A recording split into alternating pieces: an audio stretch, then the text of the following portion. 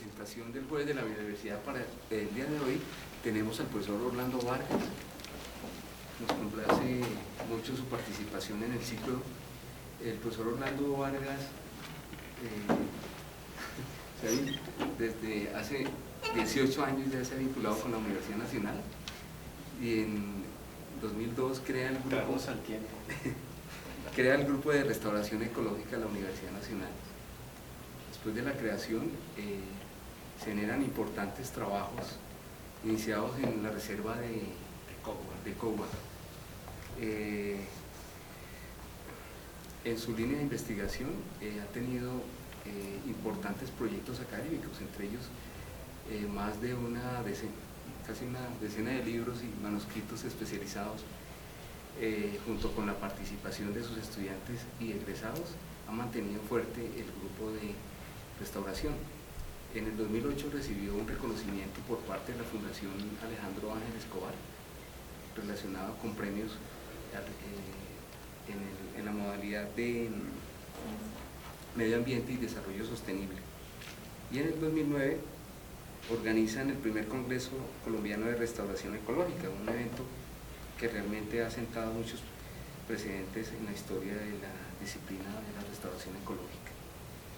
En los últimos años, pues realmente este grupo, liderado por el profesor Orlando, ha tenido reconocimiento internacional, ha sido invitado por varios países para compartir algunos logros de su investigación alrededor de la restauración del bosque andino. Hoy nos va a presentar la conferencia sobre experiencias de restauración ecológica en la región andina de Colombia. Muchas gracias, Orlando. Muchísimas gracias, Germán, por invitarme. Bueno, yo les voy a hablar de experiencias, 5 experiencias, ¿no?, que hemos desarrollado en el grupo de restauración ecológica. Les voy a dar el contexto general, no voy a particularizar cada experiencia porque sería muy largo, además tienen demasiada información y todo esto está respaldado por una gran cantidad de trabajos de pregrado, tesis de maestría y trabajos ya de investigadores del grupo. Bueno, entonces la primera experiencia de cual les voy a hablar es de una experiencia que es una de las más consistentes que tenemos, es cómo se restauran áreas con especies invasoras. Las especies invasoras son un problema en todo el mundo y casi que inicia uno una investigación, se topa con varias especies invasoras, sea de plantas o animales. O sea que una de las principales barreras a la restauración ecológica son las especies invasoras. De las 100 peores especies invasoras del mundo tenemos esta, que es el Ulex europeus, el retamo espinoso, que está invadiendo muchas áreas de los alrededores de Bogotá, de los páramos, de los bosques altoandinos, de los bosques subandinos, y entonces debe ser una de las prioridades para la restauración ecológica de los bosques y de los páramos también. Bueno, cuando uno empieza a trabajar con una especie invasora tiene que tener en cuenta 3 aspectos fundamentales. ¿Cuáles son los rasgos de historia de vida de la especie? Porque uno tiene que conocerlos. Si no los conoce, los rasgos de historia de vida seguramente va a fracasar. ¿Cuáles son las áreas y ecosistemas más susceptibles a ser invadidas? Y qué se debe hacer para el control y restauración ecológica de estas áreas invadidas. Entonces son 3 aspectos. ¿Esto por qué? Porque en realidad la restauración ecológica implica un conocimiento muy claro de las especies, tanto de las especies nativas como de las especies invasoras, para poderlas manejar. Entonces, los principales rasgos de historia de vida de esta especie esta especie es originaria del occidente, de la costa occidental de Europa, y posiblemente fue traída a Colombia desde España. Es un arbusto perenne, es pirófila. Pirófila quiere decir que evolucionó en un ecosistema ligado al fuego. Los ecosistemas tipo mediterráneo son ecosistemas ligados al fuego.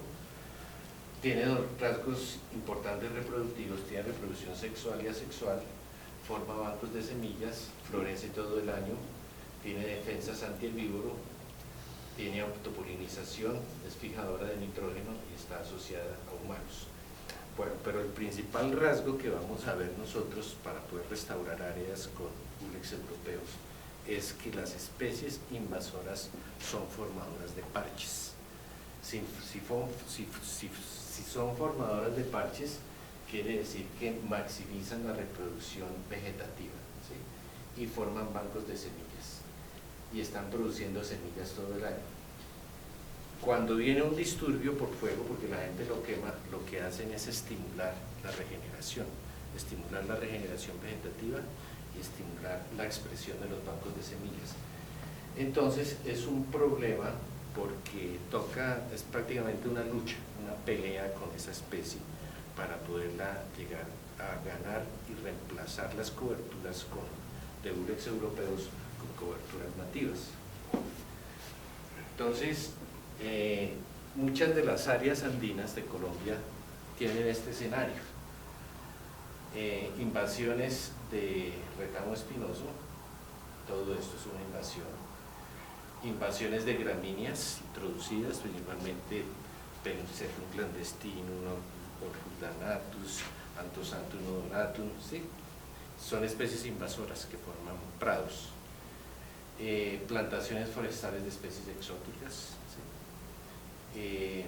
Paramización, cuando se tumba el bosque, todas estas áreas eran de bosque andino, pero cuando se tumba el bosque, ¿qué pasa? Baja el páramo. Y entonces la vegetación de páramo, que es abierta, coloniza muy fácilmente las áreas que quedaron abiertas, que ocupaban bosque andino. Y ante un problema tan grave como es la fragmentación, que solamente quedan pequeños parches de vegetación nativa, y todo esto en una matriz de agricultura y ganadería. Entonces existen actualmente muchas áreas que se quieren conservar, principalmente las reservas municipales, las áreas que se compran para, como en este caso, que son propiedades del acueducto de Bogotá, que se compran para el mantenimiento de los cauces del agua que baja para Bogotá. Y entonces tenemos un escenario lleno de barreras a la restauración ecológica, de las cuales las principales son las especies invasoras. Entonces hay que aprender a restaurar áreas potrerizadas, áreas con retamo espinoso y otras invasoras, áreas con plantaciones forestales. De los dos primeros ejemplos que les voy a hablar yo, este caso y el caso de plantaciones forestales. Bueno, entonces imagínense esto es un parche de Ulex europeos, ¿sí? Son parches gigantes. Bueno, la historia es la siguiente. En esta zona, cuando se construyó el embalse de Chisacá, un funcionario del acueducto que era un ingeniero civil que estudió aquí en la universidad, pues él muy inocentemente introdujo en la zona esta especie, ¿sí? Y la sembró como cerca viva, porque se utiliza mucho para cerca viva. Entonces la sembraron como cerca viva para que la gente no se metiera al embalse, y generó una de las más grandes áreas invadidas en las cercanías a Bogotá.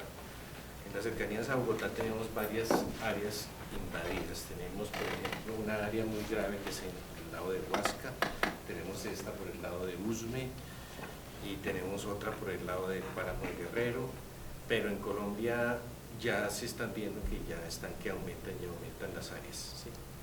En esta área tenemos el dato de que esto empezó más o menos cuando se empezó a construir el embalse, después de que se construyó aproximadamente hace unos 60 años, la introdujo Francisco Wiesner. Entonces el área, no se conocía nada, en esa época nadie sabía que era una especie invasora, no se sabía nada del problema de las especies invasoras. En realidad el problema de las especies invasoras es relativamente reciente, ¿sí? Porque apenas se dio la alarma de que prácticamente una especie de estas es capaz de acabar con toda la flora nativa. Aquí entra muy poca fauna, ¿sí? Entonces solamente el problema de las especies invasoras es relativamente reciente y apenas estamos tratando de evaluar el estado de las migraciones tanto de plantas como animales, microorganismos, etc. Bueno, entonces dijimos que un rasgo de historia de vida importante de estas especies es que forman grandes parches. En el caso, por ejemplo, de los subpáramos, esto es por el lado del páramo de Guerrero, ya el Ulex europeus está a 3.500. Está en el páramo también, ¿sí? Se está comiendo el páramo de Guerrero por el lado de la reserva de Cogua. Mire cómo penetra. Aquí todavía hay unos frailejones ahí que sobreviven por lo que son altos, pero con el tiempo los va a cubrir el Ulex donde está.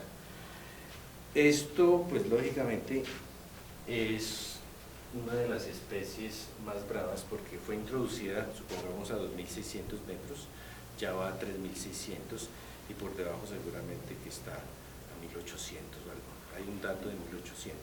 O sea, las especies invasoras como estas son especies que se llaman de propósito múltiple, genotipo de propósito múltiple, que se adaptan muy fácil a cualquier circunstancia, dado que evolucionaron en ambientes, en ese tipo de ambientes con altas restricciones, como es en la zona templada. Evolucionaron bajo un régimen de estrés y un régimen de disturbio muy fuerte, y cuando vienen a las zonas tropicales, pues se extienden muy fácilmente. Por ejemplo, en la zona templada en España, Portugal tiene una floración al año.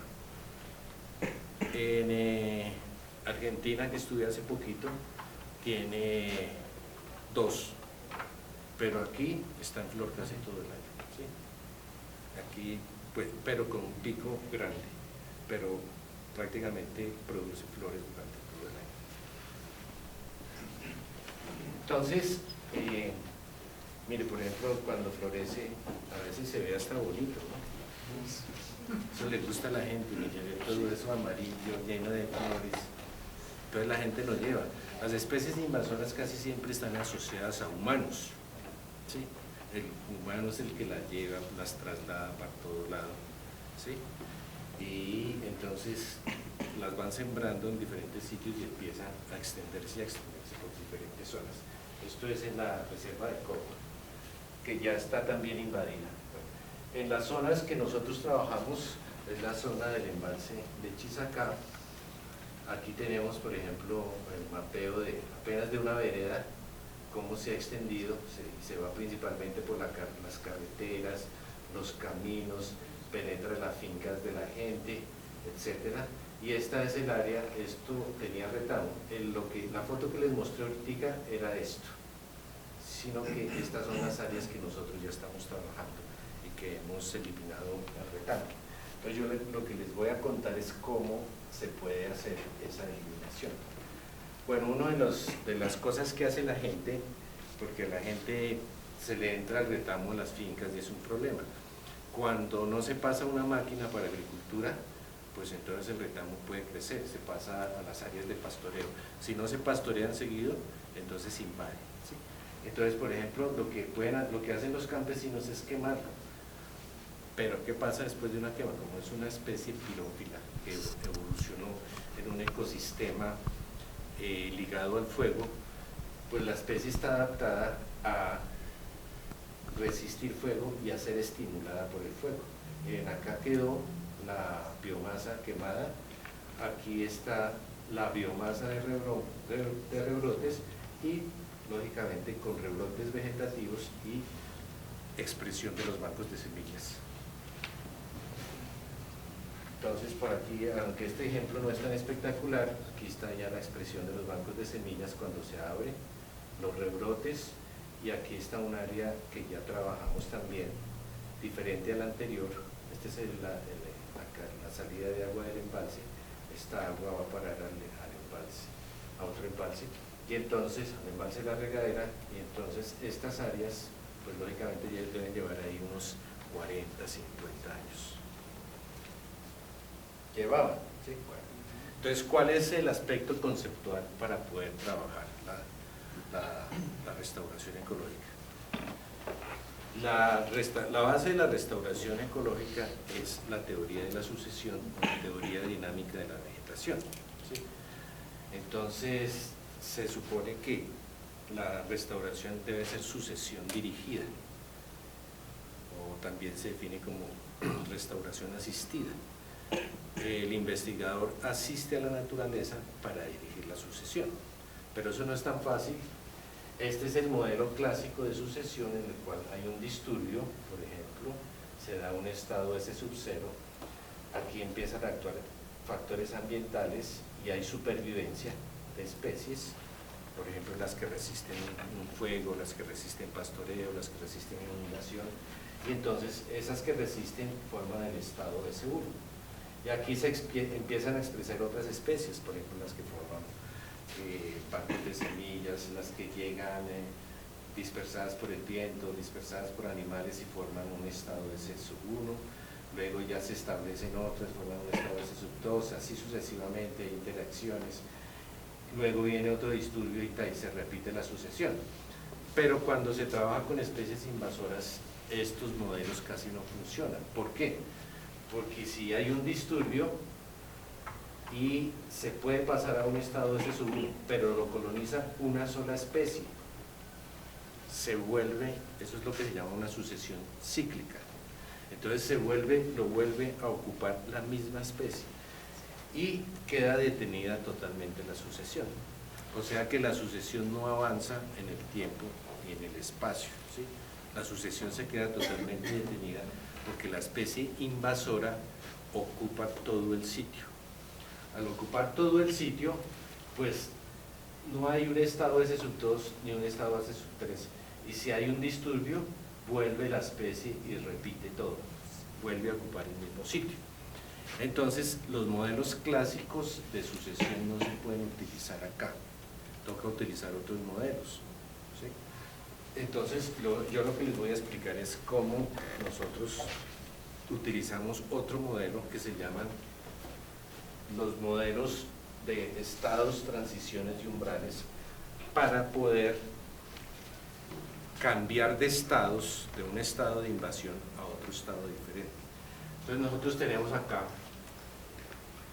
aquí un umbral y hay que pasar ese umbral para poder pasar a otro estado, y hay que puede ser un estado 2 o un estado 3, o del estado 2 se puede pasar al estado 3. Entonces, si yo tengo que hacer aquí una cantidad de acciones, para superar este umbral. Si no hago acciones, la especie vuelve y ocupa el mismo sitio. Entonces, no estoy superando el umbral, ¿sí? Entonces, eso en otras palabras es lo siguiente. En el Ulex europeus, por ejemplo, yo tengo un parche y hago una quema para eliminarlo, pero después de quemado vuelve y pasa al estado 1, o sea que no hice nada, no superé ningún umbral, ¿sí? Si hago corte de la fitomasa epígea, también me pasa lo mismo, con quema, con corte. Si hago corte y quema de la fitomasa epígea y extracción de la fitomasa de raíces, entonces ahí trato de que solamente con la quema sola y el corte solo no hago nada. Con el corte o la quema y la extracción de la fitomasa de raíces, logro pasar a otro estado, pero si logro pasar a otro estado, resulta que, ¿qué pasa? Que tengo aquí que se expresan los bancos de semillas, y entonces empiezan a expresarse miles y miles y miles, tal vez millones de semillas que forma el Ulex europeus, que ha formado durante mucho tiempo. Entonces, aquí superé las rebrotes de raíces, quité la fitomasa epígea, pero aquí quité la epígea e hipógea, pero me queda en el suelo un estado difícil de manejar, que son los bancos de semillas. Entonces yo tengo que hacer extracción de los bancos de semillas, dejar que se expresen los bancos de semillas en una primera fase. Luego que se expresaron estos, dejar que volver a remover el suelo para que se expresen en otra y luego volver a remover el suelo para que se expresen en otra. Pero eso no garantiza que yo haya eliminado el banco de semillas. Todavía quedan miles de semillas en el suelo, pero logré extraer por lo menos el 80% de las semillas. Entonces, solamente a través de estos logro superar este umbral. Ahí sí logro superar el umbral, pero tengo que hacer otras acciones porque todavía quedan semillas en el suelo. Entonces, el proceso es el siguiente. Aquí, esto era la figura anterior, y aquí logré superar este umbral. ¿Sí? Pero para superar este umbral, ¿qué tengo que hacer? Tengo que formar una cobertura en el suelo que no deje que exprese el banco de semillas que queda en el suelo.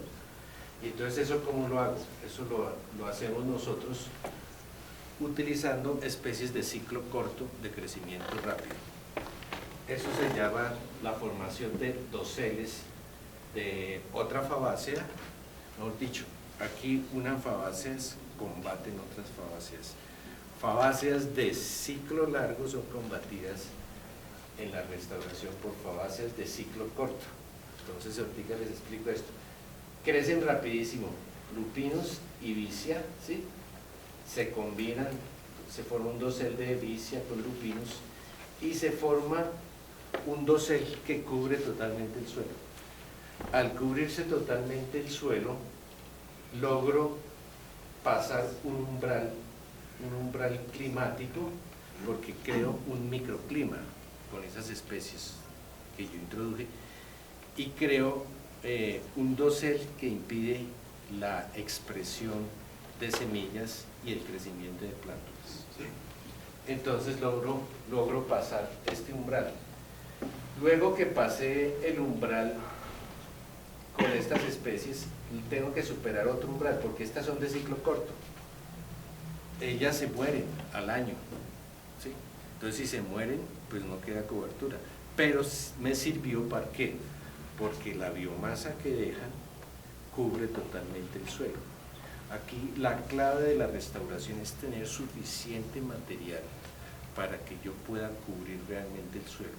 Mueren las especies y queda toda la fitomasa muerta en el suelo.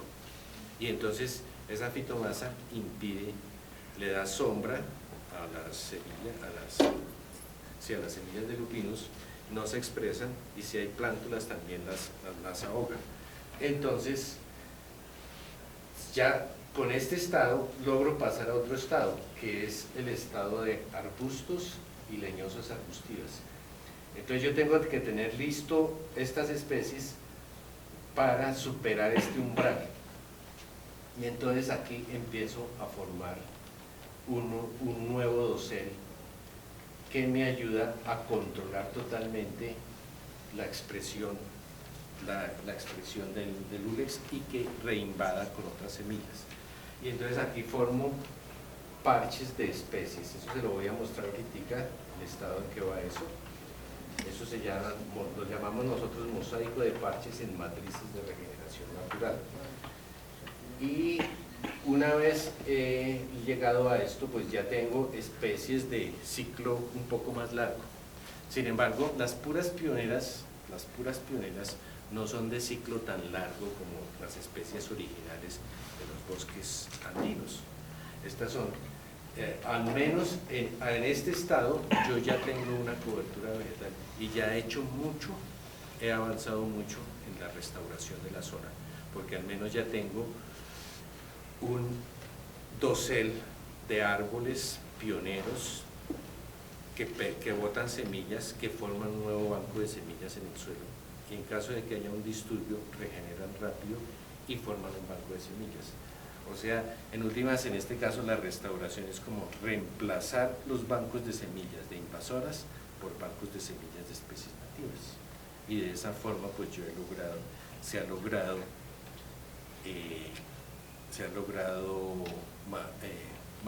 mantener en el tiempo un estado sucesional.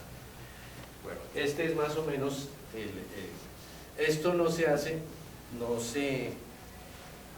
toca hacerlo, la naturaleza no la hace sola, con una sola quema no va a pasar esto, ni esto, ni esto, ¿sí? Toca ayudarle, ese es el sentido de la restauración, que es como manejar la sucesión de una forma dirigida. Si uno no hace nada, esto se vuelve y se invade aquí. Si yo abandono esto acá, esto se puede volver a invadir. Ese es el problema de la restauración. La restauración, nadie restaura un sitio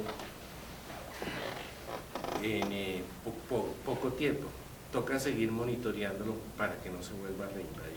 Y es un problema porque eso implica que tiene que haber gente que esté pendiente del proyecto para que no se vuelva a reinvadir la zona.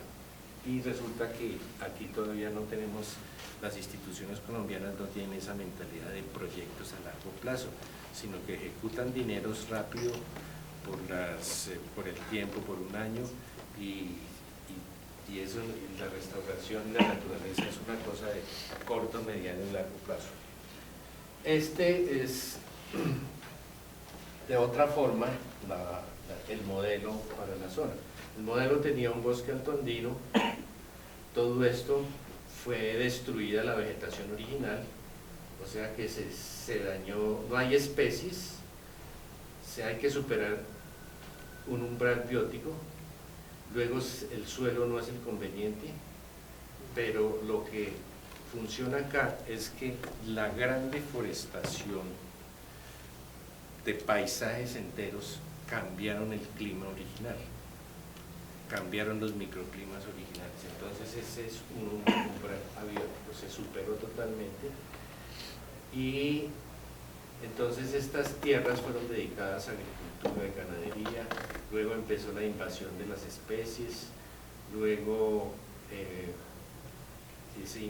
aquí iniciamos un proceso de restauración, el suelo está descubierto, se siembran especies pioneras, herbáceas y arbustivas, pero esto, si no se hace nada, puede bajar acá y puede volver acá, o de pronto puede volver a una especie invasora, a volver a cubrirse de la invasión.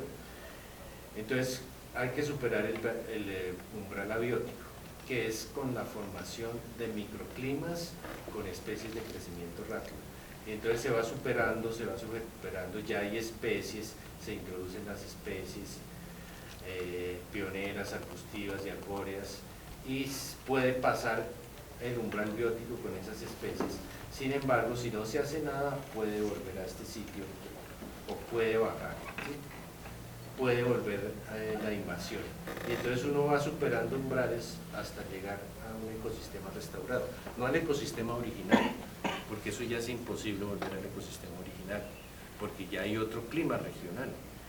Las especies nativas las especies nativas sucesionales tardías ya no crecen en esos ambientes, o crecen muy lentamente, o toca formar un dosel grande, un microclima regional para que puedan crecer, y eso es lo que hay que hacer, y está visto que eso se puede hacer. Ahorita les muestro unas fotos en donde nosotros ya hemos logrado algunos ejemplos de eso, y es cuestiones de formar una etapa sucesional nueva con un dosel de especies. Ahí está. Entonces, en síntesis es esto: se corta la biomasa pígea.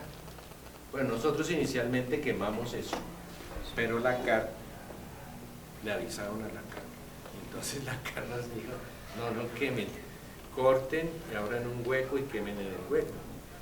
Pero eso, ganas porque los campesinos hacen quemas gigantes, nosotros hacemos quemas parciales. De todas maneras se empezó a cortar esto.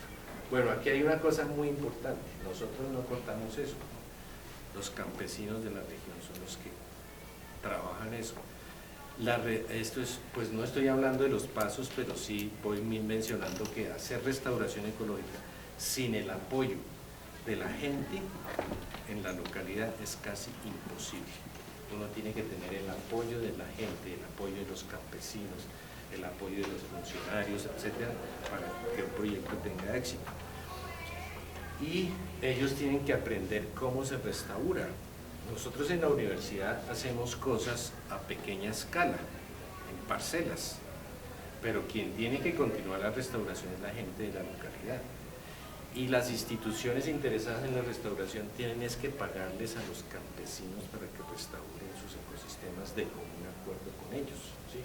Entonces ahí está uno de los aspectos importantes sociales de la restauración ecológica. Entonces aquí están ellos quitando esto, aquí ya despejaron un área grande. Bueno, entonces acá todo esto se retira, se quema y viene la fase de remoción de la biomasa hipógena. Ahí toca contratar un tractor para sacar toda la biomasa de rebrotes, ¿sí? Luego viene, bueno, esta es el área invadida, ¿sí? Esta ya es el área con remoción, ya más limpia, ¿sí? Y viene la formación de doseles. Aquí hay un dosel de lupinos, ¿sí? Entonces, los rasgos de historia de vida de lupinos son supremamente importantes.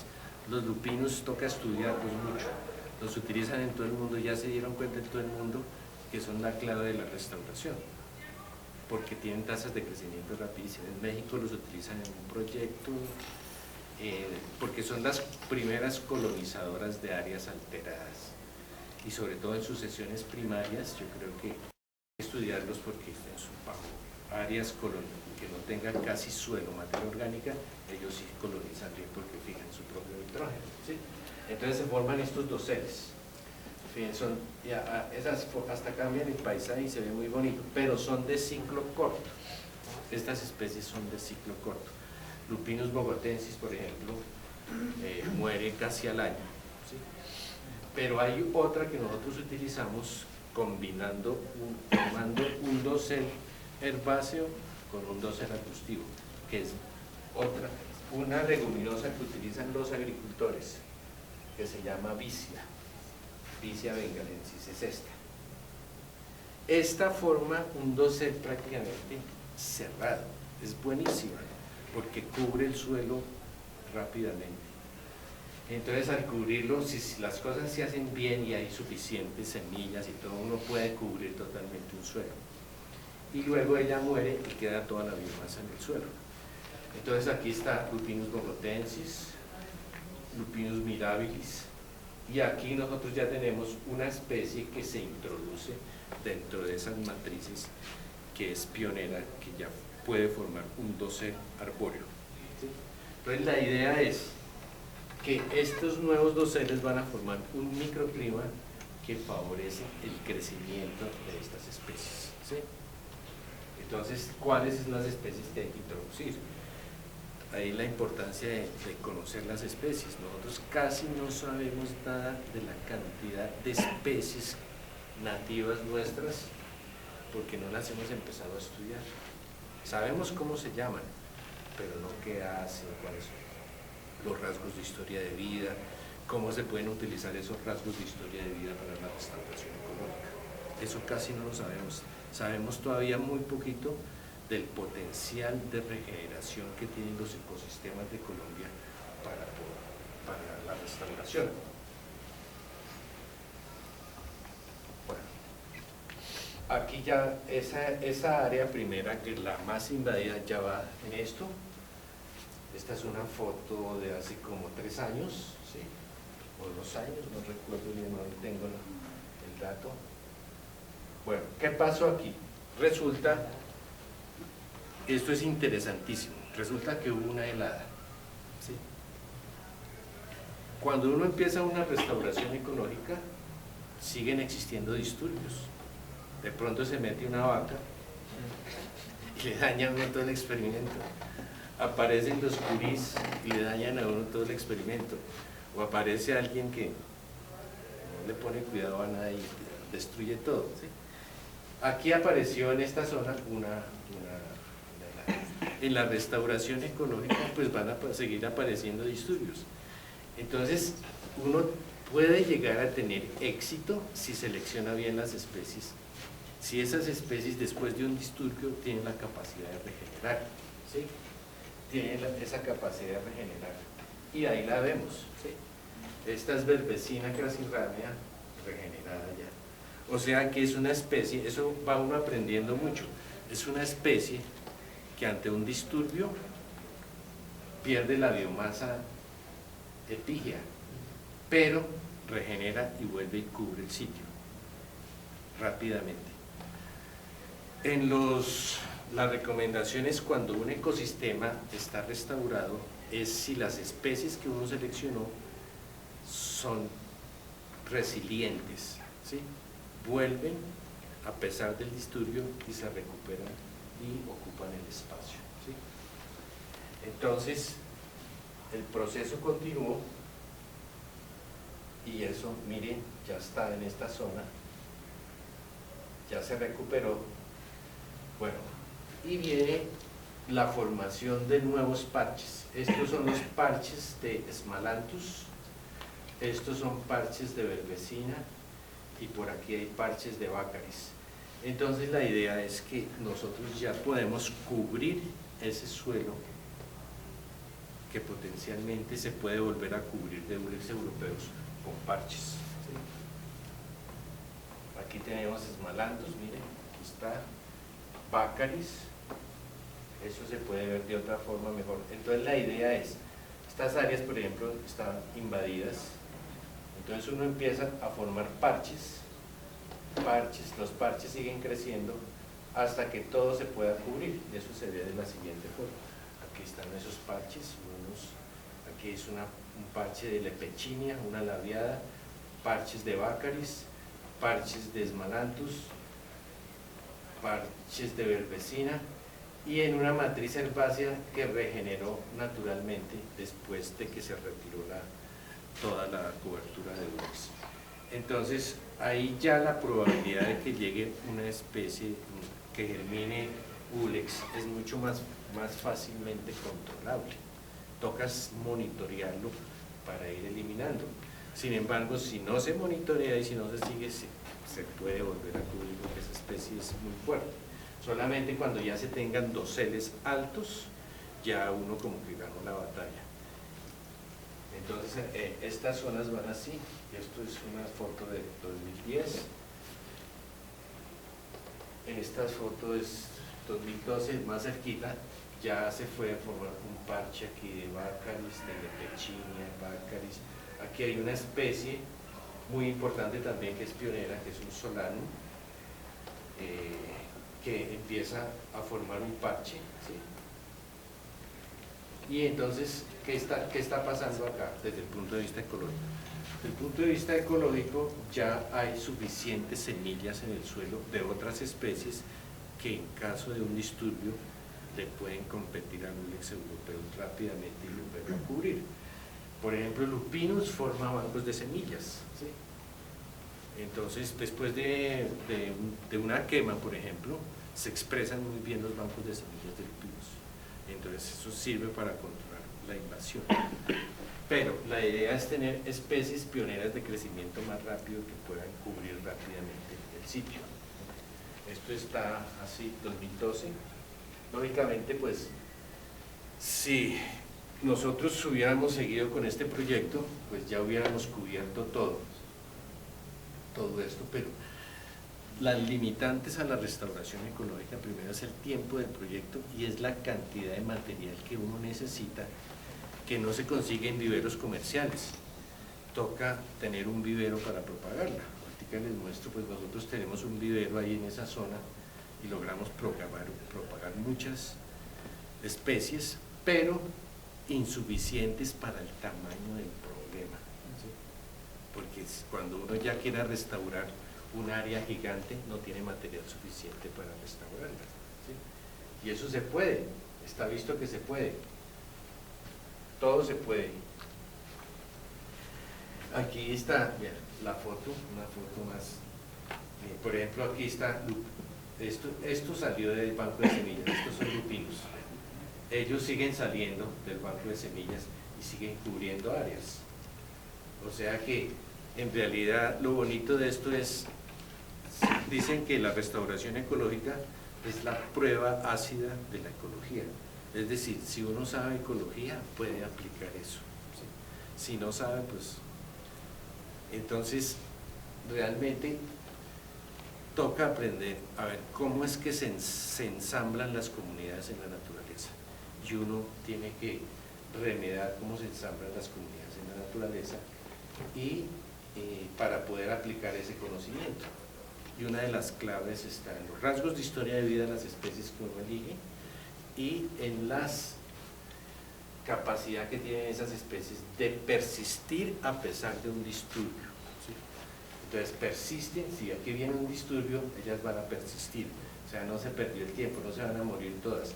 Y aquí ya formaron un microclima y entre todas el microclima ayuda a que el impacto no sea tan grande. Por ejemplo, en el caso de las heladas, porque estas áreas están sujetas a heladas, ¿sí? Bueno. Entonces, uno de los aspectos importantísimos, ya lo mencionó, es el trabajo con la comunidad. Este es el vivero que nosotros tenemos en ese proyecto. Esto es cerca del embalse del Chisacá. Estas tierras son propiedad del acueducto de Bogotá, pero nunca se les hizo un manejo de nada, no se sabía nada, de nada se sabía. Entonces, sobre cómo conservar el agua, etcétera. Bueno, y se dejó eso solo ahí. ¿Y qué pasó? Pues vino la invasión de todo. Y después sembraron pinos, extensiones y extensiones de pinos. Entonces, aquí el éxito, en realidad el éxito de estos proyectos es el trabajo con la comunidad. Si la comunidad no participa, si ellos no ayudan, es casi imposible restaurar grandes áreas. Uno apenas puede hacer experimenticos pequeñitos, pero es la comunidad la que tiene que asumir el proyecto, ¿sí? Para que tenga éxito, ¿sí? Bueno, entonces, esa es lógicamente, esta experiencia de restaurar áreas bajo Ulex europeos pues tienen muchos aspectos y gracias a que esto lo hacemos aquí en la universidad, pues tenemos una cantidad de cosas. Por ejemplo, nos damos cuenta, una de las cosas muy interesantes que hemos ensayado es la facilitación, cómo unas especies facilitan el crecimiento de otras, ¿sí? Dos aspectos, facilitación y competencia, ¿sí? Estas de crecimiento rápido tienen que competirle rápidamente a las plántulas de Ulex europeos y tienen que a la vez facilitar el crecimiento de otras especies. Entonces, competencia y facilitación son dos temas importantísimos de la ecología y toca es aprender a manejarlas para poder dirigir la sucesión, ¿sí? Bueno, entonces ahora les voy a contar de otra experiencia. Resulta que hace 50 años, 60 años, sí, y todavía hubo una explosión de siembra de pinos por todas partes, para las cuencas, para todo. Entonces, aunque esta foto no es de Chisacá, esto es el embalse que bota el agua para Tunja. Se sembraron cantidad de pinos por todo lado. Eso sí es en Chisacá, y lo que quedan son plantaciones viejas que no cumplen ya ninguna función ecológica, no fijan CO2, etcétera. Ya fijaron el CO2 que tenían, pero son plantaciones muy viejas. Entonces, en estas plantaciones, pues lógicamente el impacto es grande. El impacto es que aquí debajo solamente crecen unos musguitos, pero imagínense la diversidad de especies del bosque andino. Entonces aquí uno puede contar 3, 4, 5 especies nomás de criptógamas, de resto no crece nada ahí debajo. O sea, la pérdida de la biodiversidad es total. Además, como la densidad de siembra es muy alta, ¿sí? Entonces, ¿qué es lo que pasa? ¿Cómo se puede empezar a restaurar estas áreas? Primero, el suelo quedó totalmente sin su estructura. porque uno de los impactos que tienen estas plantaciones es la pérdida de la estructura y la pérdida de la fertilidad del suelo, ¿sí? Y tampoco sirven para, fíjense que se sembraron en cuencas, pero lo que tienen el efecto contrario, secan la tierra, ¿sí? Y pues lógicamente no hay oferta de fauna en esos sitios. Entonces, ¿cómo se empezó este proyecto? Este proyecto nosotros aprovechamos pues que se empezaron a formar claros por la caída de pinos. Entonces, eso también tiene que ver con la teoría, porque la principal teoría que explica la dinámica de los bosques y las selvas es la teoría de los claros. Si se cae un árbol, si se caen varios árboles, empieza una regeneración, porque llega la luz, llega más humedad del suelo, etcétera, cambia el microclima y entonces se dispara una sucesión. Sin embargo, esas sucesiones se llenan de especies nativas de crecimiento rápido y que tienen comportamiento como de invasoras, pero no son invasoras, pero cubren todo. Entonces, lo que hay que hacer es despejar, tumbar otros árboles y empezar a despejar las áreas. Y sobre estas ya hay un claro que se forma y empieza a expresarse el banco de semillas y empezamos a tener áreas susceptibles de ser mejoradas también con leguminosas, con lupinos, ¿sí? Con especies de crecimiento rápido, ¿sí? Y entonces es el efecto, aquí el efecto es mucho mejor, se ve mucho mejor. ¿Por qué? Porque aquí ya no hay nutrientes. En las áreas que les mostré ahorita bajo Urex, pues esas áreas sí tienen un suelo negro con mucha materia orgánica. Aquí la materia orgánica es pobre. Entonces lo que hace estas especies es crear mucha materia orgánica y mejorar el suelo. Y entonces cuando estas especies le facilitan el crecimiento a estas, y entonces se puede dinamizar, ahí sí se puede, podríamos decir que se dinamiza la sucesión. Entonces se empiezan a formar núcleos, por ejemplo esto es un núcleo de Esmalanthus, esto es Pervesina y esto es Lupinus. Entonces empiezan a formar matrices de Lupinus. Vicia también ensayamos, pero en la segunda fase ya empiezan a crecer estas especies. Bueno, entonces ahí ya hay núcleos formados. Luego de que se forman los núcleos, se introducen las especies sucesionales más avanzadas.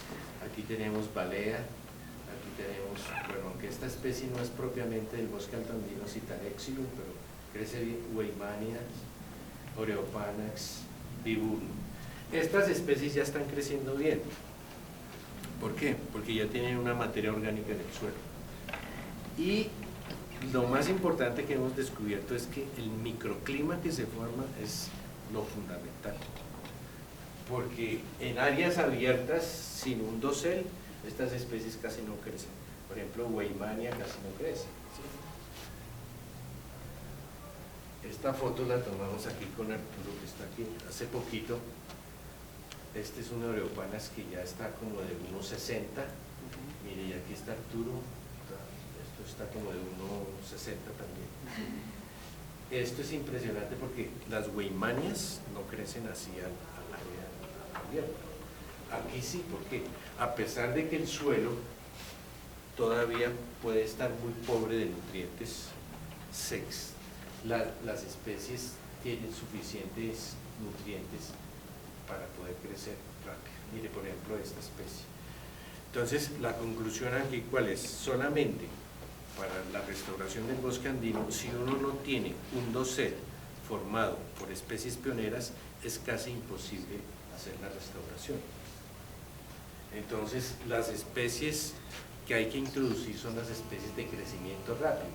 Y estas especies van a crecer, pero ellas también empiezan a declinar. Pero tienen una característica muy importante, como son de crecimiento rápido y optimizan el área foliar, botan la hoja y empiezan a formar materia orgánica en el suelo, ¿sí? y entonces empieza a formarse un suelo con materia orgánica y con nutrientes. ¿Sí?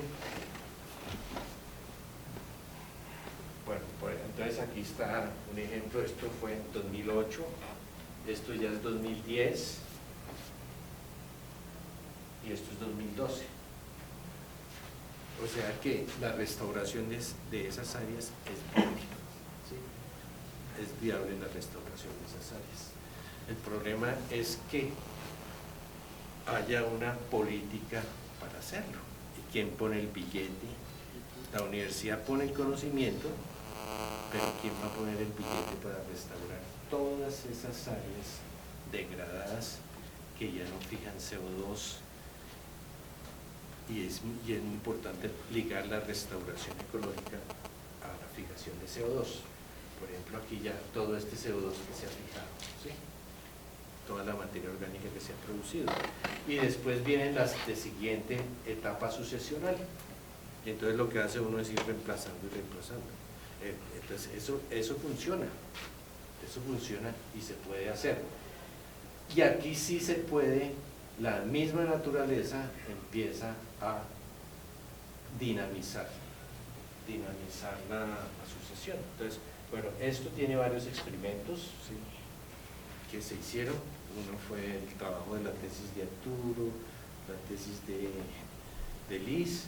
Se hicieron muchos experimentos, se trasplantaron bancos de semillas de bosques en regeneración y se expresaron los bancos de semillas y formaron bosques de verbecina. O sea que el solo manejo a veces en detenimiento, eso no resulta en todas las áreas, hay que hacer experimentos. El solo traslado de suelo con los bancos de semillas que contengan estas especies funciona. Y esto se expresan muy bien los bancos de semillas y empiezan a crecer. O sea que hay que utilizar varias estrategias, pero la mejor estrategia indudablemente es introducir especies de crecimiento corto que mejoren el suelo y que aporten mucha materia orgánica al suelo. Y de esas hay muchísimas. Nosotros apenas estamos trabajando unas, pero hay muchas especies. Lo que pasa es que no las hemos estudiado, ¿sí? Toca empezar a estudiarla. Bueno, esto es ese experimento. Ahora les voy a contar otro para la restauración de los páramos. ¿Sí? Estos son proyectos que afortunadamente nos ha ayudado Colciencias. Hay dos proyectos, actualmente estamos continuando uno, pero les voy a contar qué funciona y qué no funciona en los páramos. Bueno, ustedes saben que los páramos son quemados, son pastoreados, son transformados totalmente, pierden totalmente la estructura por el pastoreo, herbivoría, pisoteo, se compacta el suelo, hay escorrentía, y lo que era antes el páramo se vuelve una pastura mantenida por el pastoreo permanente de los animales. Entonces los mismos animales seleccionan sus propias especies y ellas son las que resisten pisoteo, resisten herbivoría y se mantienen en este estado. Esto es como una sucesión también cíclica. Si uno retira esto, vuelve y se expresan, son los pastos que están ahí. Y uno no hace nada solamente con retirando la vegetación. No se pasa a otra etapa sucesional. Entonces también hay que utilizar otro modelo, que es el modelo de estados y transiciones, para poder pasar el umbral. Aquí este umbral, hay que pasar este umbral, que son todas esas especies de gramíneas y otras especies de comportamiento invasor que mantienen el estado sucesional en esto. Aquí los que mantienen ese estado sucesional, lógicamente es con la ayuda de las vacas, pero si se retiran las vacas, no pasa nada. Queda eso ahí por mucho tiempo, ¿sí? Entonces hay que superar esos umbrales, así quedan estas pasturas. Queda una combinación de especies introducidas con esta especie, que es la Quemila orbiculata, que es estimulada por el ramoneo y resiste pisoteo, y entonces se forma esa pastura. Entonces la pregunta es cómo hacer restauración en áreas ya pastoreadas y cubiertas con estas especies. Entonces también hay que superar umbrales. Entonces Entonces los animales trabajan totalmente esto, forman estas pasturas. Bueno, entonces en este trabajo se desarrolla en el Parque Chingaza por la subida a las lagunas de Siecha. Aquí abajo está la cabaña y estas áreas fueron cultivadas y fueron pastoreadas y quedaron en este estado. Quedaron con Orculdanatus, quedaron con Anthoxanthus nodoratus. Orculdanatus es una especie invasora del Mediterráneo también, Anthoxanthus también creo, y aquí tenemos un área de regeneración de páramo natural y un área que no puede regenerarse porque tiene la invasión de los pastos. Entonces, ¿cómo pasar de esto a esto? ¿Sí? ¿Cómo lograr llevar esto a esto? Entonces, es otro problema también de cómo manejar especies invasoras. ¿Sí? Bueno, entonces lo que se hizo fue, se empezaron a hacer experimentos de remoción del pasto para mirar cómo se podría activar la sucesión. Entonces, toda sucesión inicia por un disturbio. Aquí el disturbio es la remoción. Pero, en realidad, esa estrategia no resultó porque lo que esperábamos, lo que se expresa son los bancos de semillas de las especies no deseables que no activan la sucesión. Entonces, esto retorna otra vez a una sucesión cíclica. ¿Sí? Entonces, aquí tenemos también el trasplante de suelo, que nosotros pensábamos que habían bancos de semillas, tampoco es una estrategia viable para restaurar los páramos. Los bancos de semillas no se expresan, es que bueno, el páramo es un ecosistema que evolucionó bajo estrés, las tasas de crecimiento son muy bajas, etcétera, y es muy difícil. La única posibilidad de restaurar es a través de lo que se llaman los trasplantes. ¿Sí?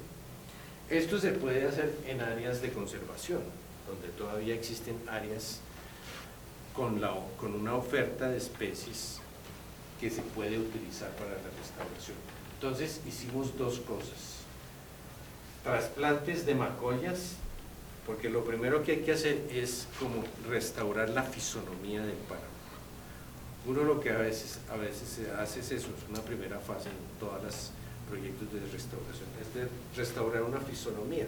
En el caso anterior que vimos en las áreas de pinos, se restauró una fisonomía hacia bosque. Aquí toca volver, en estas áreas con estas especies, pues toca volver a recuperar la fisonomía. La fisonomía del páramo, ustedes saben, básicamente es un frailejonal pajonal. Estos son los pajonales. Aquí ya no están los pajonales originales, pero toca introducir, aprender a mirar, a introducir las macollas que son el estrato continuo básico de la fisonomía del páramo. Entonces se hicieron varios experimentos. Esto fue la tesis de Oscar. Se hicieron varios experimentos con macollas, trayendo macollas de diferente origen, de unas áreas con fuertes restricciones, con menos restricciones. Las que resultó fueron las que se trasladaron de sitios con altas restricciones, pues lógicamente, porque se pasaron a áreas sin restricciones casi y se expresaron al momento muy bien. ¿Sí? El otro fueron los trasplantes de frailejones. Los trasplantes de frailejones, se hizo un experimento trasplantando diferentes tamaños de frailejones. ¿Sí? Lógicamente esa es la mejor estrategia, porque si uno se pone a esperar a germinar las semillas y todo, pues lógicamente eso también hay que hacerlo. Toca tener muchas estrategias, porque la labor que hay que hacer de ahora en adelante es tener mucho material para poder hacerlo. ¿Sí? Entonces se hicieron esos experimentos también. Mira, aquí está el área con Calamagrostis, aquí están las áreas con Frailejón, Speletia grandiflora, y aquí ya están individuos de Speletia de 1.5 años después de la reubicación, perfectamente. ¿Sí? Entonces aquí ya se puede ver que sí se puede recuperar la fisonomía del páramo. Lógicamente que esto es a escala de parcelitas. ¿Quién va a hacer eso a una escala gigante? ¿Sí? Entonces, pero se pueden, los de parques nacionales pueden ir recuperando áreas alteradas, etcétera, a corto, mediano y largo plazo. ¿Sí? Pero cuando se quiera restaurar grandes extensiones de páramo, lógicamente hay que saber dónde se puede hacer eso. Entonces, esta ya es un área, miren, ya es un área un poco más avanzada, combinando Calama grostis con Espeletia. ¿Sí? O sea que eso se puede.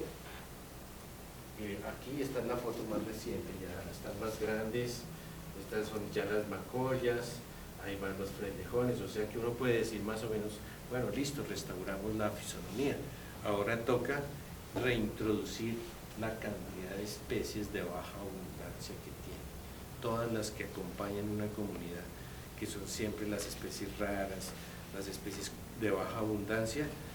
Algunas empiezan a llegar solitas y otras venían en la tierra del trasplante, y entonces ahí se va recuperando. ¿Sí? Bueno, entonces ese es el proyecto. Bueno, el proyecto anterior lo tenemos en una segunda fase. La segunda fase básicamente es a estudiar, estamos estudiando 16 especies de plantas típicas del páramo, germinándolas en condiciones de laboratorio, porque no se sabe nada. Uno va a buscar bibliografía sobre semillas de páramo, germinación del páramo, no se sabe nada. Entonces nosotros las estamos germinando en laboratorio de fisiología, compramos una cámara para variar la temperatura, la humedad y para tenerlas en condiciones ambientales normales, comparando luz, temperatura y condiciones normales. Algunas pues tienen respuestas diferentes, ¿sí? Las más pioneras pues ya hemos visto, por ejemplo, melastomatáceas como Buchetia, tiene respuestas rápidas, o sea, y eso coincide con lo que uno ve de campo, porque uno ve que esa especie sucesional la encuentra uno por todos lados, germina en oscuridad, germina con luz alta y en condiciones normales pues germina muy bien. ¿Sí? Entonces es una de las especies buenas para recuperar áreas, y eso también uno lo encuentra en la naturaleza porque uno la encuentra salpicando el paisaje, pero no sabíamos nada de eso. Entonces ese trabajo continúa y la idea es germinarlas y en una siguiente fase cogerlas, crecerlas acá y llevarlas a campo para ver cómo es el comportamiento del campo. Bueno, en este proyecto es la recuperación de la microcuenca del río Chisacá. Es como la continuación del proyecto de Pinus y Ulex, pero en una cuenca. ¿Sí?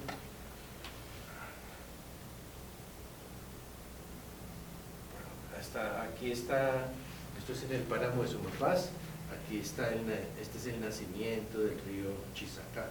El río Chisacá cae el embalse Chisacá y luego pasa el embalse La Regadera y luego forma el río Tunjuelo y llega a una planta de tratamiento y eso sirve para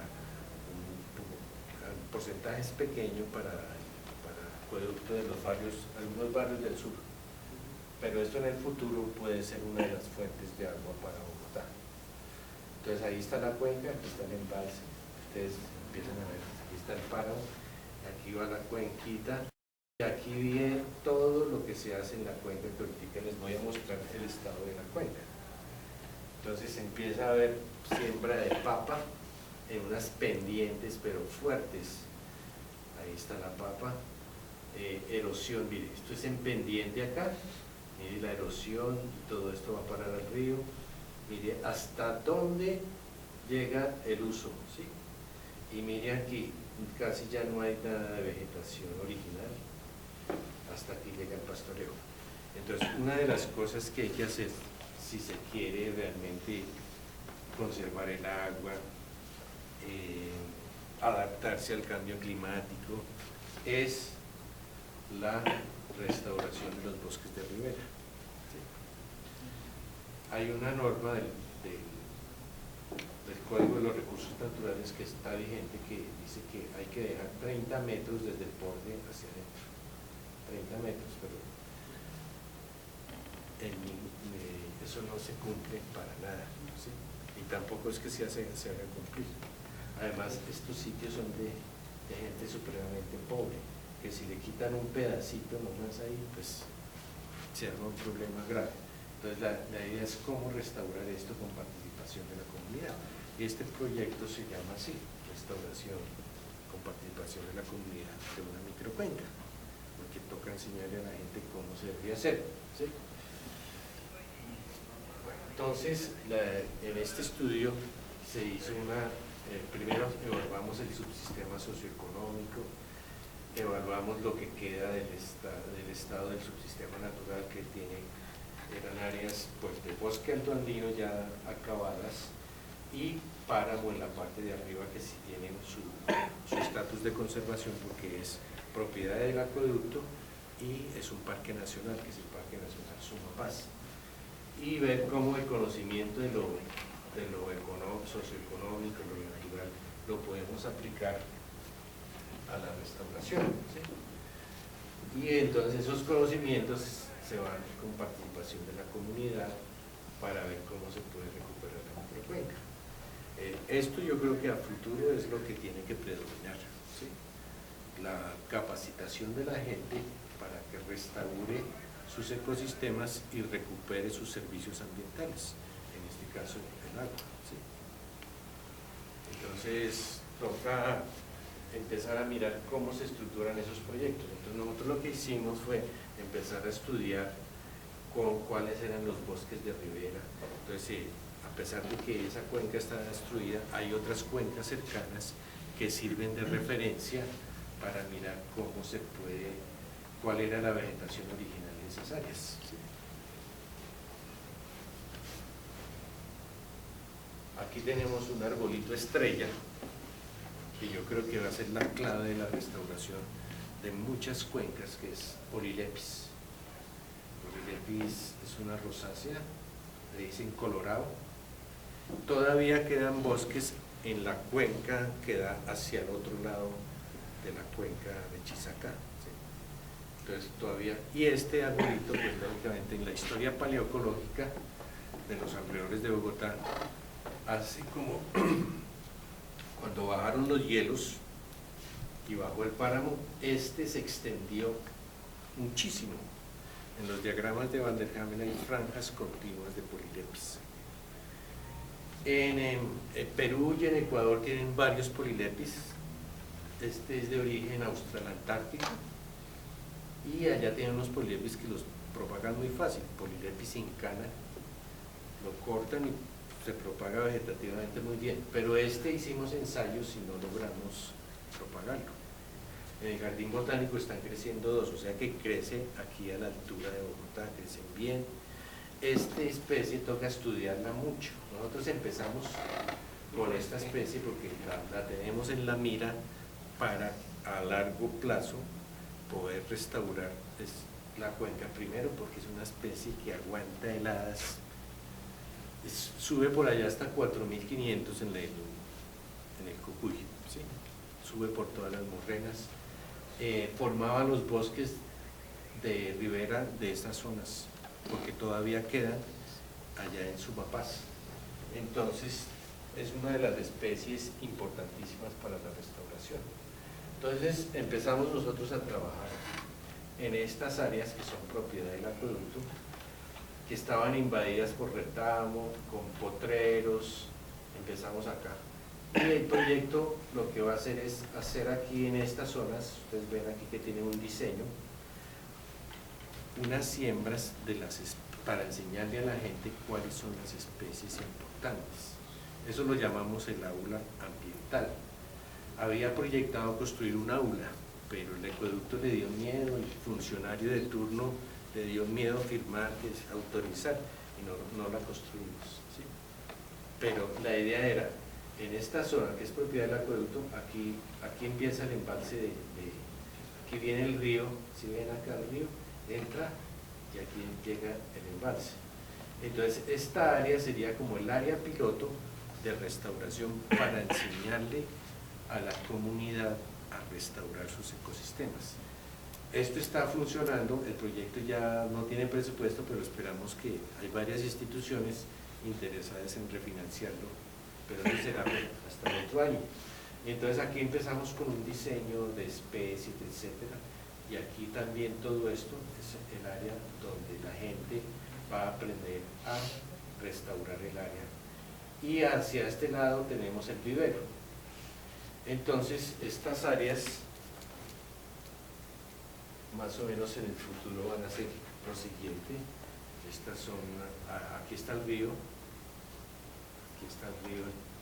Chisacá, y estas áreas ya las tenemos ya transformadas con diferentes especies creciendo ahí. Entonces esto es un diseño en pendiente, este es un diseño potencialmente inundable acá porque aquí está el río, etcétera. Estos son áreas en más pendiente y ya más o menos tenemos esto acá.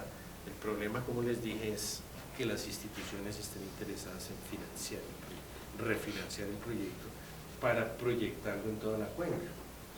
Ahorita les cuento más o menos cómo fue la financiación de ese proyecto. Entonces aquí ya tenemos la gente trabajando los bordes, etcétera, haciendo siembras en los bordes. Se construyó este puente que quedó muy bonito para que la gente pueda pasar de un sitio al otro del río. Aquí ya tenemos las áreas ya con lupinos para mejora del suelo, etcétera. Esperamos que pues eso ya se vea más transformado por ahí dentro de un año, siempre y cuando logremos continuar el proyecto. Pero el éxito aquí ya, bueno, que no traen fotos de eso, ya son el crecimiento de los polilepis. Entonces tenemos 3 especies exitosísimas que aguantan heladas: polilepis, Scalonia paniculata, Scalonia myrtilidoides. ¿Y cuál otro? ¿Cuáles son las 3 básicas? ¿Sí? Esas son las 3 básicas que ya sabemos que vamos a tener éxito. Que si va a venir una helada, las especies van a continuar ahí funcionando bien, ¿sí? Entonces esperamos formar bosques en todos estos bordes, ¿sí? Todo esto ya están sembradas y en todos esas laderas que les mostré ahorita, todo esto ya está tratado. El problema es ya demostrarle a la gente que sí se puede, porque es que si uno no tiene un ejemplo, la gente no cree. Aquí somos escépticos todos, ¿cierto? Y los campesinos que los han engañado por tanto tiempo, ofreciéndoles cosas y todo, pues son escépticos y no creen en nada, ¿sí? Pues afortunadamente la universidad pues tiene buen nombre en todas partes, y decir que es de la Universidad Nacional eso funciona. ¿En serio? Bueno, entonces, el otro ejemplo. Bueno, esperamos publicar estos resultados de esta primera fase, estamos en eso.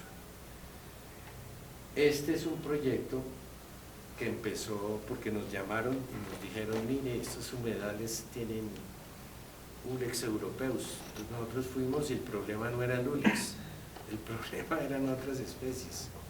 Entonces dijimos: no, aquí lo que hay que hacer es primero evaluar el estado de las invasiones, ¿sí?, de los humedales. Los humedales, pues ya ustedes saben que son ecosistemas muy transformados, ¿sí? Se dice que abarcaban 50.000 hectáreas. O sea, los humedales de Bogotá, que eran lagunas, humedales estacionales, ¿sí?, y áreas que se encharcaban periódicamente, pero menos, y eso todo era la zona de humedales, eran lagunas gigantes, ¿sí? Pues lógicamente aquí va el río Bogotá, muchas están en el área de desborde del río Bogotá y de todo esto, pero otros están en la cantidad de ríos que bajaban de los cerros de Bogotá, que entre otras cosas el Juan Amarillo pasa aquí por la 30, va a parar a la humedal de Juan Amarillo, ¿sí?, que es este, y todos los ríos que bajaban de los cerros. Entonces, lo que llaman la estructura ecológica de Bogotá, ¿qué era básicamente? Ríos que bajaban de los cerros, el río Bogotá con su planicie de inundación y diferentes tipos de humedales. Eso todo, como ustedes saben, la ciudad creció así porque no podía crecer así porque se inundaba. Entonces ya con la introducción de la ganadería, la agricultura, empezaron a desecar y a desecar las áreas y luego a rellenarlas, y todo esto son barrios de relleno, ¿sí? Pero entonces quedaron 14 humedales. Quedó Torca y Guaymaral, quedó Juan Amarillo, Córdoba, Santa María del Lago, Jaboque, el Meandro del Say, el Techo. Esto era una gran laguna, se llamaba la Laguna del Tintal. Quedó una muestra de Techo, el Burro, aquí es la Vaca, ¿sí? La Vaca, aquí está. Bueno, y esto es lo relacionado con el río Tunjuelo. En este momento creo que están tratando de crear nuevos humedales, pero básicamente son 13 y uno que crearon hace poco que se llama el humedal Salitre, que queda allí un parque del Salitre, que le querían también construir encima un área ¿para qué? Piscinas. Para atraer todo tipo de artistas y todo eso, ¿sí? Bueno, entonces nosotros lo que hicimos fue un modelo conceptual de cómo ocurren las invasiones. Primero viene la desecación de los humedales para agricultura, ganadería, y eso generó un tipo de invasoras que se llaman las invasoras de los sistemas agrícolas. Tiene malezas. La ganadería generó pastos invasores, principalmente el pasto quicuyo. La forestación, introducción de árboles exóticos invasores. Entonces, nomás ahí, vean, todo esto, según el tipo de actividad, genera un tipo de invasión, porque las especies invasoras son oportunistas de disturbios.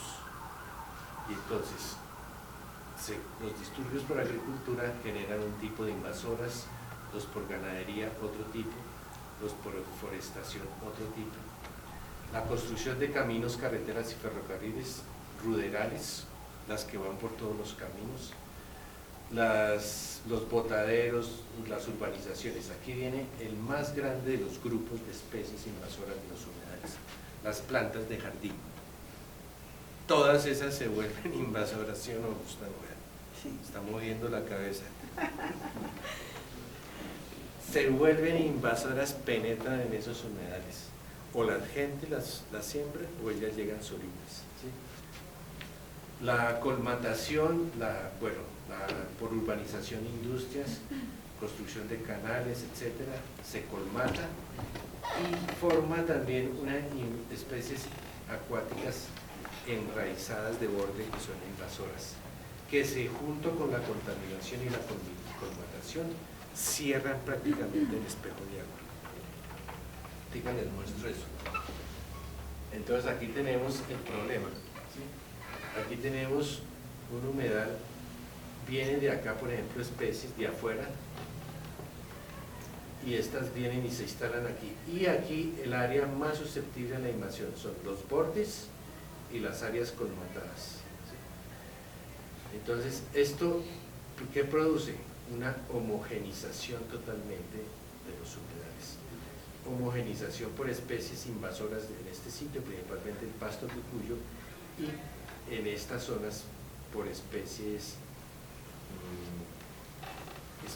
como por ejemplo Bidens, que invade áreas colmatadas, Rumex, y cuando hay espejo de agua, la invasora más potente de todo el mundo, Eichhornia crassipes, dígase la muestra, para los que no la conocen. Entonces, ¿qué tenemos en los humedales? Los humedales, ¿qué son? Invasiones, áreas forestadas invadidas por acacias. El hombre llega y la siembra, pero ella solita invade, ¿sí? Dispersa sus semillas, dispersa sus rebrotes e invade. Esto es una maravilla. La mora es una invasora. Y lo grave es que la recomendaron para sembrarla en los humedales. La recomendaron y la sembraron. Bueno, sembraron unas parches, pero ella es dispersada ampliamente por aves. Y lógicamente, ¿por qué está aquí tan bonita en esos bordes?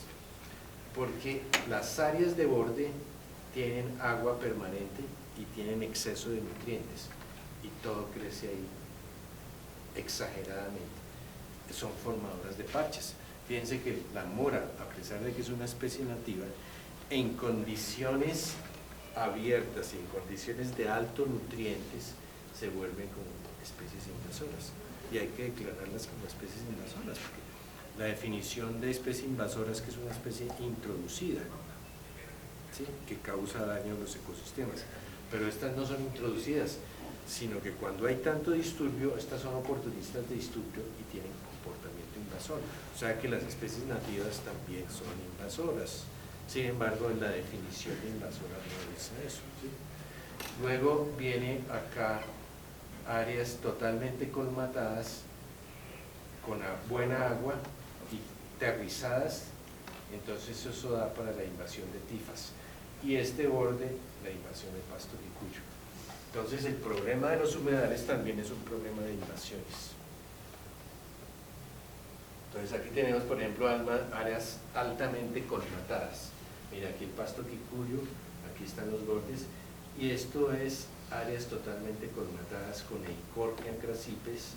Hay un helecho, hay dos especies de helechos que están entrando, que son estos, pero mire toda la extensión. Y hay acacias que ya están metiéndose en estas áreas colmatadas.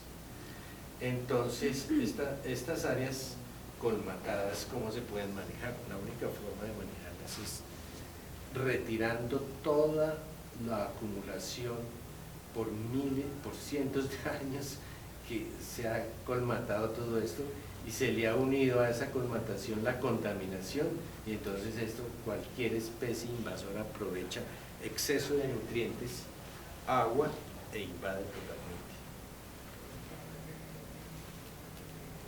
Entonces aquí tenemos, por ejemplo, las tifas, Scheloplectus, tenemos bidens, mire todo esto en Córdoba, tenemos azola por exceso de nutrientes, limnobium, Eichhornia, quicuyo, mire, el quicuyo se mete allá, Ulex europeus, en la conejera. Aquí ve el quicuyo cómo va penetrando, ¿verdad? El quicuyo es de las invasoras más potentes, sino que como es de interés económico, pues la gente no le para bolas, porque es la fuente de la ganadería del altiplano, ¿sí?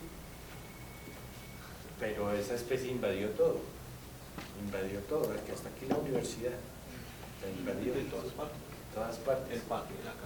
El sauco es interesante, que el sauco lo sembraron, pero mire ya como el sauco es una especie introducida, toda la hilera de sauco que hay ahí, y esta higuerilla, también en todo el borde. Es que es hasta interesante lo que está pasando allá, pero da miedo porque eso son invasiones. ¿Y dónde están las especies nativas? Ya no están. Posiblemente quién sabe cuántas especies nativas extinguió el quicuyo, no se tiene el dato, cuando fue penetrando en los humedales, ¿sí? Acacia, miren cómo la acacia está penetrando en el humedal. Calabaza, la calabaza se vuelve una invasora fuerte, y esa es nativa, y esa la cultivaban los indígenas en esas zonas. Aquí estos helechos, y aquí una especie que no lo hemos logrado saber qué especie es un calanchoe. ¿Usted sabe qué especie es? La hemos mandado, pero no sabemos qué especie es. Está invadiendo, y ese calanchoe ya invadió la zona seca de Mondoñedo, y tiene los tejados. Ustedes los han visto en los tejados también, y en los humedales. O sea, una típica invasora que aguanta cualquier hábitat, está invadiendo los humedales, ¿sí? Entonces aquí tenemos las más peligrosas: quicuyo, acacia, alpicia, ulex, sambucus. ¿Algún ejemplo? Lo que hicimos en este proyecto fue evaluar los parches de todas las invasoras de 13 humedales. Esperamos que esto la Secretaría lo quiere publicar, pero trabajamos los 13 humedales mapeando los parches de todas las especies invasoras que hay. Aquí está, sino que no se alcanza a leer bien las... Bueno, entonces, para poder restaurar esto, toca saber con qué se va a restaurar. Y no sabemos nada de las especies nativas. Entonces se construyó este viverito en el humedal de la Vaca. Ya empezamos a trabajar las especies nativas, pero como las especies nativas no se encuentran ya en los humedales, entonces nos tocó, como el altiplano cundiboyacense era un solo humedal grande, pues todavía hay humedales en los cuales todavía están algunas especies. Lo que hicimos fue ir a esos humedales, mirar cuáles podríamos empezar a trabajar. Entonces empezaron a trabajar varias especies, la propagación vegetativa, la propagación por semilla. Bueno, esto tiene un cuento largo porque son 16 especies. Se va a sacar un libro exclusivamente de la propagación de las especies de humedal, porque eso es lo que hay que hacer. En este caso no es que sea como restauración del ecosistema, sino como restauración de la biodiversidad original, porque ya el ecosistema como tal ya es otra cosa, es otro cuento. Entonces hay un concepto muy importante que es, si no, uno no puede restaurar el ecosistema porque ya el ecosistema desapareció, pero sí quedan muestras de la biodiversidad original y toca empezar a estudiar esa biodiversidad para introducirla en esas zonas. Entonces empezamos a trabajar varias especies, eso fueron como 15 especies, las buscamos en diferentes partes de los humedales y el altiplano, fuimos a Fuquen, etcétera, otros humedales, y se empezó a trabajar. Y esas especies ya se empezaron a sembrar en experimentos. Aquí también utilizamos sombra para que el quicuyo no entre, y aquí ya tenemos un ejemplo muy bonito de este cárex que crece muy bien y que puede, y con el tiempo, reemplazar todo este quicuyo, y así podríamos hacer mosaicos de especies nativas típicas de humedal. Y esos humedales se pueden convertir entonces en una fuente de propágulos para otros humedales, rescatando la biodiversidad original. Entonces ahí tenemos un ejemplo de eso. Otro ejemplo con Heliocaris. Aquí tenemos varios ejemplos de varias especies. Este es Heliocaris. Ella es Adriana. Ella trabajó en el proyecto y es como la reina de ese experimento. Bueno, creo que, bueno, entonces en síntesis que los humedales también tienen graves problemas con las especies invasoras. La principal especie invasora aquí es el quicuyo. Aquí ya es, por ejemplo, está el humedal, pero este es el borde, y estos ya son áreas totalmente transformadas. La idea es empezar a mirar qué especies son típicas de esos bordes y qué especies resisten sequedad y la época de inundación, porque es posible que esto salga al agua e inunde estas áreas. El quicuyo es favorecido por inundaciones, ya crece mucho más, bueno, si no queda totalmente tapado, él se activa su crecimiento, ¿sí? Entonces, en estos experimentos nosotros lo que hay que, es parecido al experimento con Ulex, toca empezar a formar grandes parches de especies nativas que cubran todo el suelo para poder, primero, eliminar el quicuyo y segundo, rescatar la biodiversidad original de los humedales. ¿Sí? Bueno, entonces, esto es a grandes rasgos. Lógicamente esto tiene un cuento mucho más largo, están las publicaciones. En este experimento pues va a salir publicado. La Secretaría Distrital de Ambiente financió este proyecto y lógicamente estos proyectos no se pueden hacer sin la gente que trabaja en ellos. Ellos trabajan en el proyecto del páramo, Liz, que se fue, que estaba aquí sentada, Pilar también trabaja en otros proyectos, ellos trabajaron todos en el proyecto de los humedales y ellos trabajaron todos en el proyecto de Chisacá. Se han hecho muchas tesis de pregrado, de maestría, y la mayoría de gente pues ha seguido con la restauración. Muchos están en Europa, Lina está en Europa estudiando, ¿sí? Pilar ella ganó una beca de la Comunidad Europea, ella va a seguir trabajando especies invasoras, está haciendo su maestría en Europa.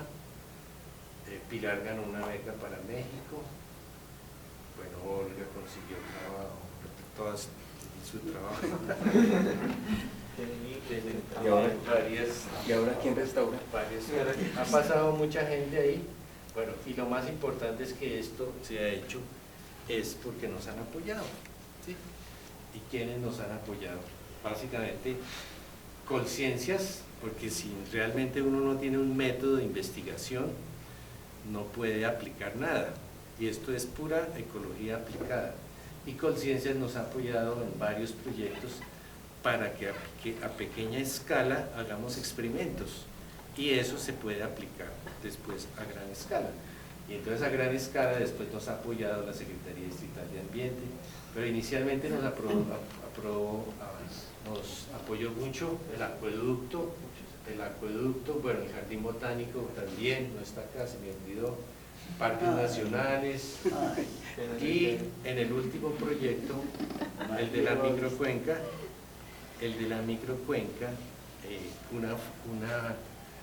un grupo que se llama Agua Somos, que está compuesto por la Fundación Bavaria, TNC, Parques Nacionales, el Acueducto, dieron los fondos a una ONG que se llama Patrimonio Natural, y con ellos hicimos, que esperamos continuar eso con ellos para la restauración de la microcuenca, ¿sí?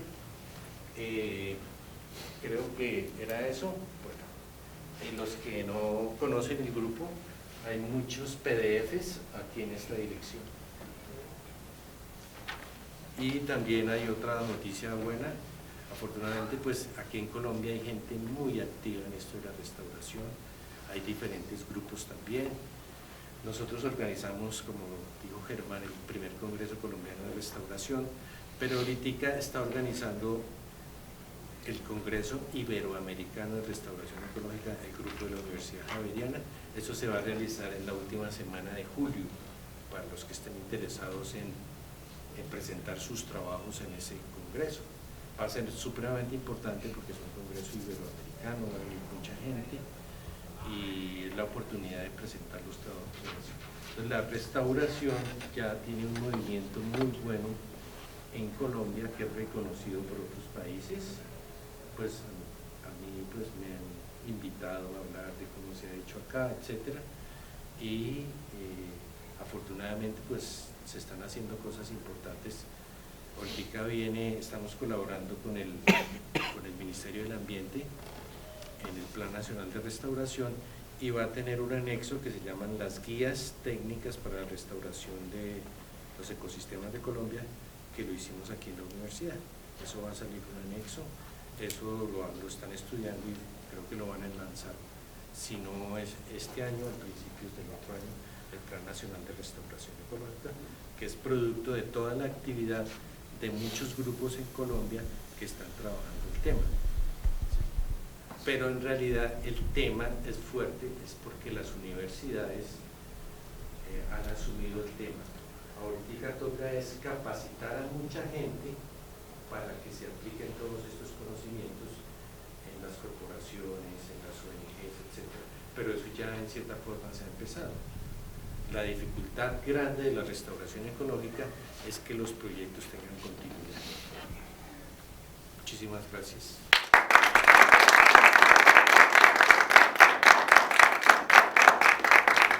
Bueno, muchas gracias, Orlando, por su interesante conferencia. Tenemos tiempo para dos preguntitas. ¿Dos nomás? Sí. No, tengo un montón. Sí, Marisol.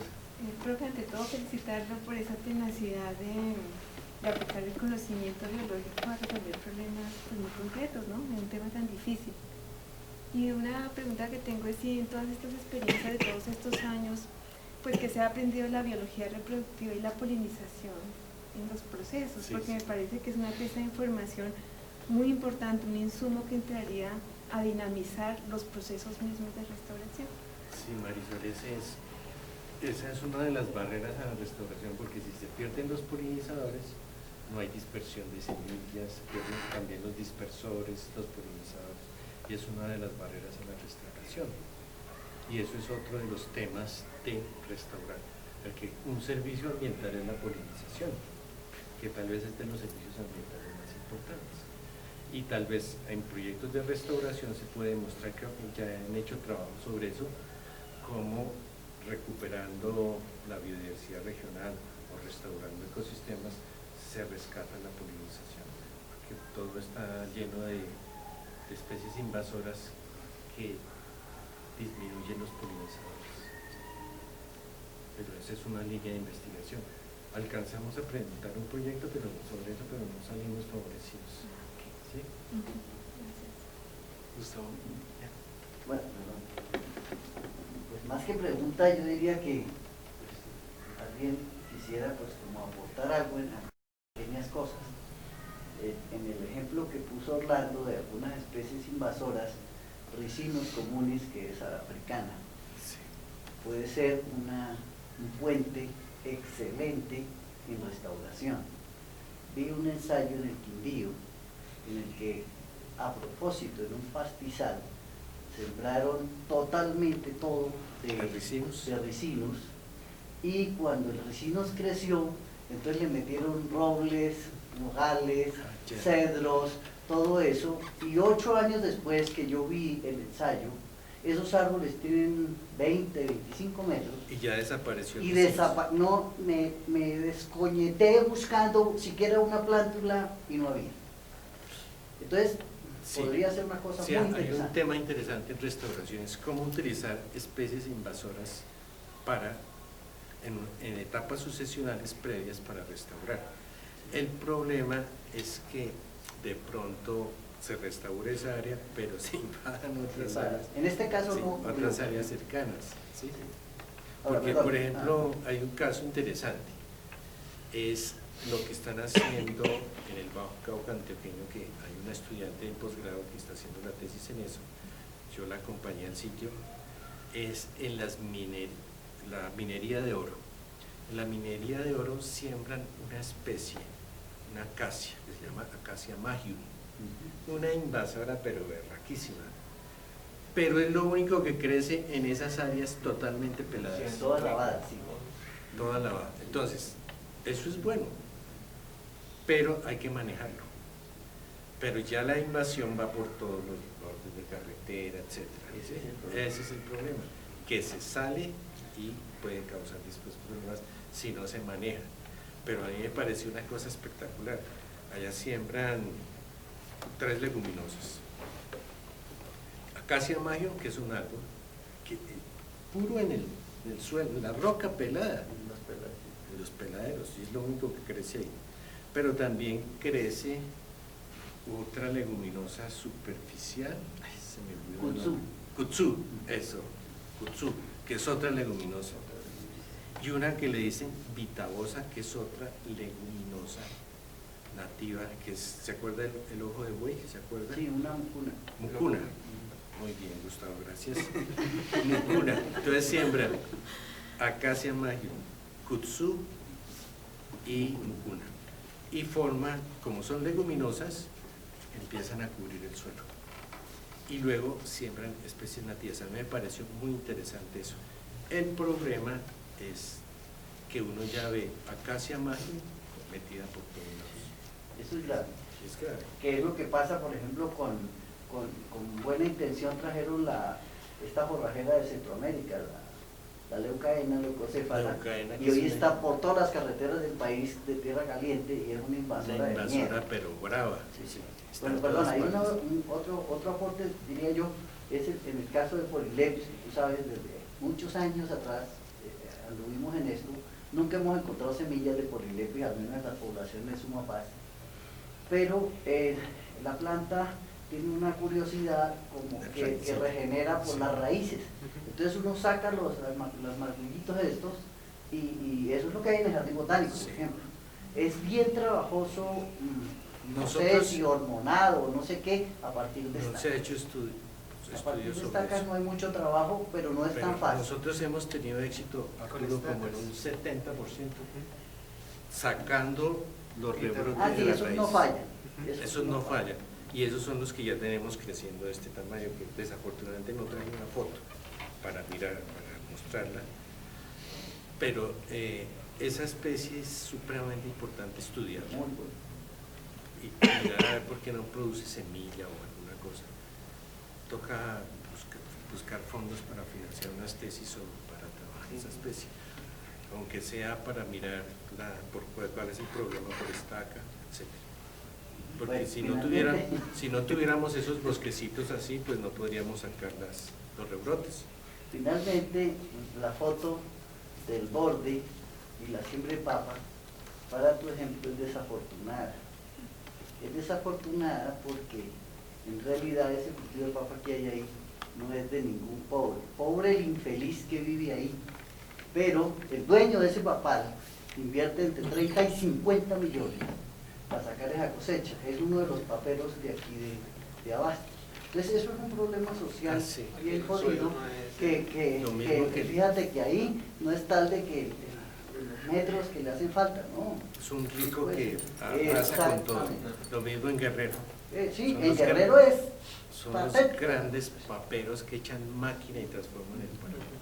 Y ya la última, en los semilleros, digamos, es muy importante, digo yo, porque se cometen muchos errores y nosotros lo mantenemos haciendo permanentemente, pero es bueno comentarlo. Y es el uso de, sobre todo de plantas como los pupilus o plantas de crecimiento muy rápido y de ciclos cortos, hay que tener para no perder el impulso y para no, digamos, para aprovechar al máximo, no dejar pasar los tamaños, digamos, yo veo en muchos sitios sembrando lupinos ya florecidos, eso no sirve, eso es gastar y botar la plata. Entonces hay que tomarlos en estadios adecuados que sirvan para que aguanten el transporte, que aguanten la siembra, pero que realmente se logren establecer en el sitio y allí puedan desarrollar todo su sistema radicular para que sean efectivos en la formación de suelo. Para que puedan crecer así exuberantes. Exacto. Profe, no, más que todo mi pregunta viene como a generar un poquito como la discusión del tema, digamos, político alrededor de ahorita de la restauración, porque ahorita la restauración pues no fue como yo la conocí con vos en el 2004, entre el 2004 y el 2006, que hablábamos de restauración aquí desde la investigación, pero no estaba, por ejemplo, no estaba el tema todavía tan distribuido políticamente y en los planes de ordenamiento y todo eso que ahorita se viene dando. Ahora tenemos digamos, un momento especial en el sentido de que se vienen adelantando una cantidad de acciones desde los diferentes estamentos, desde Secretaría de Ambiente, Distrital de Ambiente y todo eso, que se han hecho hasta líneas de trabajo frente al tema de restauración, pero observa un problema que lo que buscan es llegar rápidamente a una implementación en el tema de restauración y creen que es como si fuera una respuesta mágica. Si uno ya trae, por ejemplo, pues yo salí con la línea, digamos, de trabajo con vos del tema de restauración ecológica y llega uno a la Secretaría y quieren que uno en un mes, 2 meses ya llegue a diseños florísticos y que ahí empiece ya, esa es la fórmula mágica de la restauración y es lo que estamos viendo ahora. Por ejemplo, yo estoy entrando a la Secretaría de Educación, lo que quieren hacer biólogo en restauración, no, haga ya unos diseños florísticos y ya, con densidad y cuáles especies son las que vamos a colocar y no más. Y acá módulos. Sí, Ajá, eso, sí, no, eso, piensan metan los módulos y que eso va a ser unos diseños, a ver, y todo Diseños se les florísticos, llena de ya. invasiones. No les funciona y se mueren las especies, Y la se inversión. invaden y se gasta mucha plata. es la actualidad ahorita, por ejemplo, el tema de ¿Ustedes han ido restauración. al Neus hace poco? Ujú. Cuando tumbaron todos esos pinos, se llenó de mora eso. Sí. Y Sí, tienen unos diseños ahí, pero especies que no crecen casi. La mermelada de mora es buena. Esa mora silvestre. Bueno, profesores. Muchísimas gracias.